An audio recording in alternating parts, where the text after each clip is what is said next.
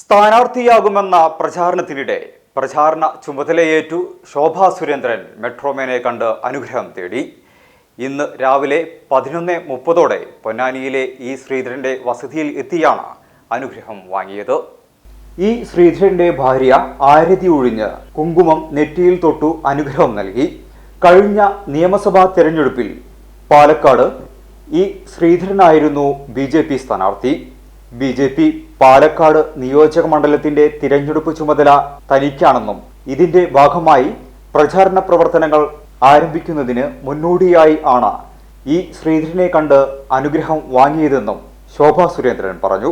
പാലക്കാട് നിന്നും പൊള്ളാച്ചി റൂട്ടിൽ പുതിയ ട്രെയിൻ അനുവദിക്കുക എന്ന ദീർഘനാളത്തെ ആവശ്യം കേന്ദ്രം നിറവേറ്റിയ ദിവസമാണ് ഇന്ന്. താനും സുരേഷ് ഗോപിയും ഇ ശ്രീധരനും കൂടിയുള്ള ഇടപെടലിലാണ് ഇതെല്ലാം സാധ്യമായതെന്നും ശോഭാ സുരേന്ദ്രൻ പറഞ്ഞു. പാർട്ടി പറഞ്ഞാൽ സ്ഥാനാർത്ഥിയാകുമെന്നും അല്ലാത്തപക്ഷം തിരഞ്ഞെടുപ്പ് ചുമതല വഹിക്കുമെന്നും ശോഭാ സുരേന്ദ്രൻ പറഞ്ഞു.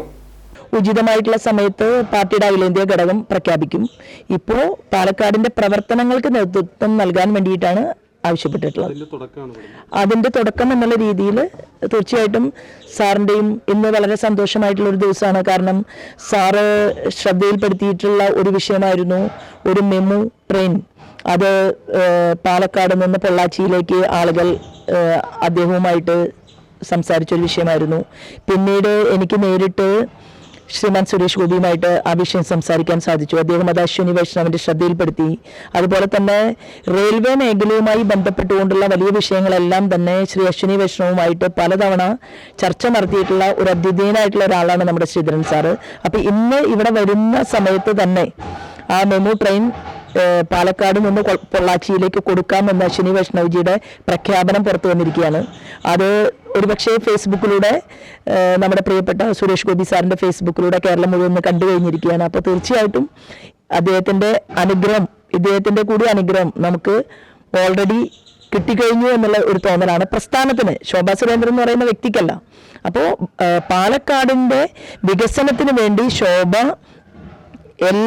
ധാരാളം മണിക്കൂറുകൾ ചെലവഴിക്കണം എന്നാണ് സാർ എന്നോട് പറഞ്ഞിട്ടുള്ളത്, എന്നോടും എൻ്റെ സഹപ്രവർത്തകരോടും. അപ്പം അതിനെ ഒരു രാഷ്ട്രീയമായിട്ട് ഒരു ഏത് സ്ഥലത്ത് ഇപ്പം നാളെ പ്രസ്ഥാനം പറഞ്ഞു വന്നിരിക്കട്ടെ, നിങ്ങൾ മത്സരിക്കുകയല്ല വേണ്ടത്, പാലക്കാടിന് നേതൃത്വം കൊടുക്കണം പ്രവർത്തനങ്ങൾക്ക്, അത് ചെയ്യാൻ ഞാൻ തയ്യാറാണ്.